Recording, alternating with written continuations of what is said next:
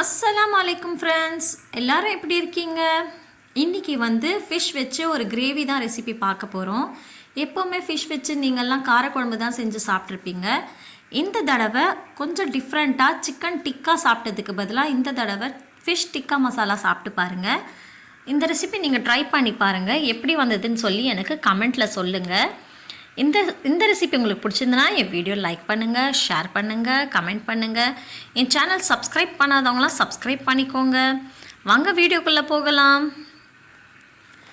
First வந்து நான் 1 kilo மீன் வந்து நல்லா வாஷ் பண்ணி எடுத்திருக்கேன். நான் வந்து கிழங்கா மீன் தான் எடுத்திருக்கேன். உங்கள் விருப்பம், உங்களுக்கு என்ன மீன் பிடிக்குமோ அந்த மீன் நீங்கள் எடுத்துக்கோங்க. இப்போ வந்து இதில் நான் வந்து 1/2 ஸ்பூன் அளவு இஞ்சி பூண்டு பேஸ்ட் ஆட் பண்ணிக்கிறேன். இது கூடவே நான் வந்து 1/4 ஸ்பூன் அளவு மஞ்சத்தூள், அதுக்கப்புறமா 2 ஸ்பூன் அளவு மிளகாத்தூள் ஆட் பண்ணிக்கிறேன். நீங்கள் வந்து உங்கள் காரத்துக்கு ஏற்ற மாதிரி ஆட் பண்ணிக்கோங்க. இப்போ இது கூட 1/2 ஸ்பூன் அளவு ஜீரகத்தூள் ஆட் பண்ணிக்கிறேன் நான். அதுக்கப்புறமா 1/2 ஸ்பூன் அளவு மிளகுத்தூள் ஆட் பண்ணிக்கிறேன். இப்போ சால்ட் 1 ஸ்பூன் ஆட் பண்ணிக்கிறேன்.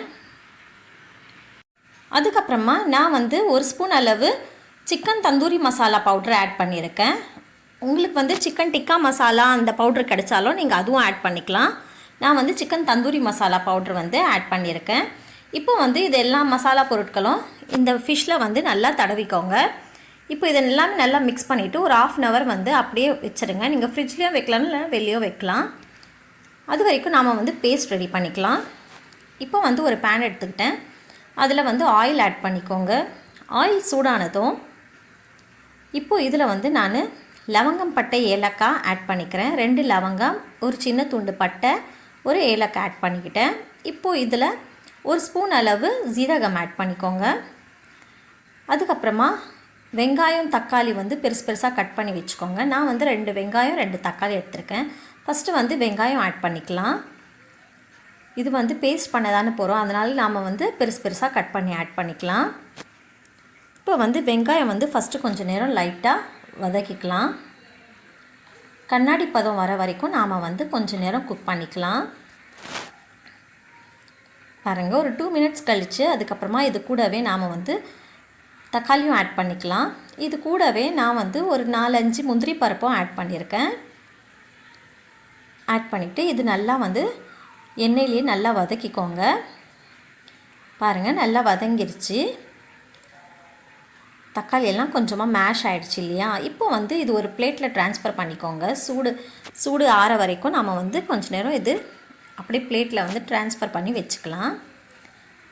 இப்போ வந்து நான் சேம் பேன்லேயே நான் ஆயில் ஆட் பண்ணிக்கிறேன்.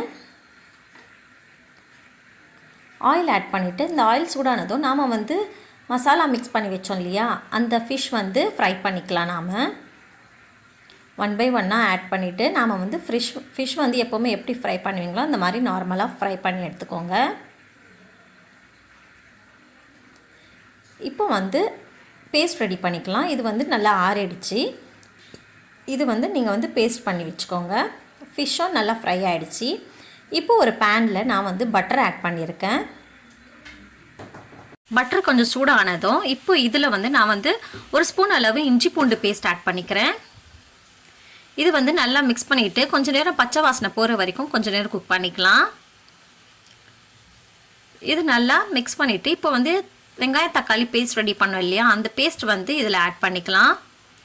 ஆட் பண்ணி இது கூடவே நான் வந்து கொஞ்சமாக தண்ணியும் ஆட் பண்ணிக்கிறேன். இது நல்லா மிக்ஸ் பண்ணிக்கோங்க. நல்லா மிக்ஸ் பண்ணிக்கிட்டு இப்போ இதில் வந்து நான் 1/4 ஸ்பூன் அளவு மஞ்சத்தூள் ஆட் பண்ணிக்கிறேன். 1 ஸ்பூன் அளவு உப்பு ஆட் பண்ணிக்கிறேன். இப்போ வந்து காரத்துக்கு ஏற்ற மாதிரி மிளகாத்தூள் ஆட் பண்ணிக்கலாம். நான் வந்து 2 ஸ்பூன் அளவு மிளகாத்தூள் ஆட் பண்ணிக்கிறேன். ஃபஸ்ட்டே நாங்கள் ஃபிஷ்லேயும் ஆட் பண்ணியிருக்கோம். இப்போ கிரேவியில் நீங்கள் வந்து பார்த்து ஆட் பண்ணிக்கோங்க. உங்கள் டேஸ்ட்டுக்கு ஏற்ற மாதிரி நீங்கள் ஆட் பண்ணிக்கோங்க. இப்போ 1/2 ஸ்பூன் அளவு ஜீரகத்தூளும் ஆட் பண்ணிக்கிட்டேன் நான். இப்போ இது எல்லாமே நல்லா கிளறி விட்டுருங்க. கிளறி விட்டுட்டு இப்போ இது வந்து மீடியம் ஃப்ளேமில் வச்சுருங்க. மீடியம் ஃப்ளேமில் வச்சு நல்லா குக் பண்ணுங்கள். இது நல்லா திக்காகிற வரைக்கும், கிரேவி வந்து திக்காகிற வரைக்கும் நாம் வந்து குக் பண்ணிக்கலாம். பாருங்கள், இப்போ கொஞ்சம் தண்ணியாக இருக்குது இல்லையா, இது வந்து நல்ல கிரேவி டைப்பில் ஸ்மூத்தி க்ரீமி டைப்பில் வரணும். அது வரைக்கும் நாம் வந்து குக் பண்ணிக்கலாம். பாருங்கள், எல்லா ஃபிஷ்ஷும் நான் வந்து ஃப்ரை பண்ணி எடுத்துக்கிட்டேன். இப்போ வந்து கிரேவியும் நல்லா வந்து திக்காகிடுச்சு. இப்போது இந்த ஃபிஷ் வந்து 1 by 1 நாம் வந்து இந்த கிரேவியில் எல்லாமே ஆட் பண்ணிக்கலாம். பாருங்கள், நான் எல்லா ஃபிஷ்ஷும் ஆட் பண்ணிட்டேன். இப்போ இதில் வந்து நீங்கள் வந்து கரண்டி வச்சு நீங்கள் கிளறக்கூடாது. கடாய் வந்து இது மாதிரி பிடிச்சி நீங்கள் வந்து ஷேக் பண்ணி விடுங்க. அதுக்கப்புறமா ஷேக் பண்ணி விட்டு லைட்டாக திருப்பி போடுங்க. மெதுவாக பார்த்து ஸ்பூன் எடுத்து திருப்பி போட்டு ஒரு 5 நிமிஷம் நீங்கள் வந்து நல்லா குக் பண்ணுங்கள். எண்ணெய் பிரிஞ்சு வர வரைக்கும் குக் பண்ணுங்கள். பாருங்கள், நல்லா எண்ணெய் பிரிஞ்சு வந்துருச்சு.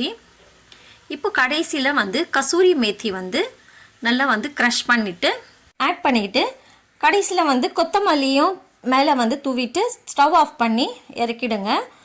அவ்வளோதான் ஃப்ரெண்ட்ஸ், சிம்பிளான டேஸ்டியான சூப்பரான ஃபிஷ் டிக்கா மசாலா ரெடி ஆகிடுச்சு. நீங்கள் வந்து இது ரைஸ் கூட சாப்பிட்டு பாருங்கள். சூப்பராக இருக்கும், டேஸ்டியாகவும் இருக்கும். உங்கள் வீட்டில் இது செஞ்சு சாப்பிட்டு பாருங்கள்.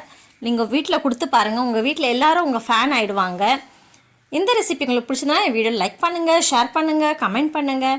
என் சேனல் சப்ஸ்கிரைப் பண்ணாதவங்களாம் சப்ஸ்கிரைப் பண்ணிக்கோங்க. பக்கத்தில் இருக்க பெல் ஐக்கான் கிளிக் பண்ணிவிட்டு ஆல் ப்ரெஸ் பண்ணிவிடுங்க. அப்போ தான் நான் வீடியோ போட்ட நோட்டிஃபிகேஷன்லாம் உங்களுக்கு வரும். தேங்க்யூ.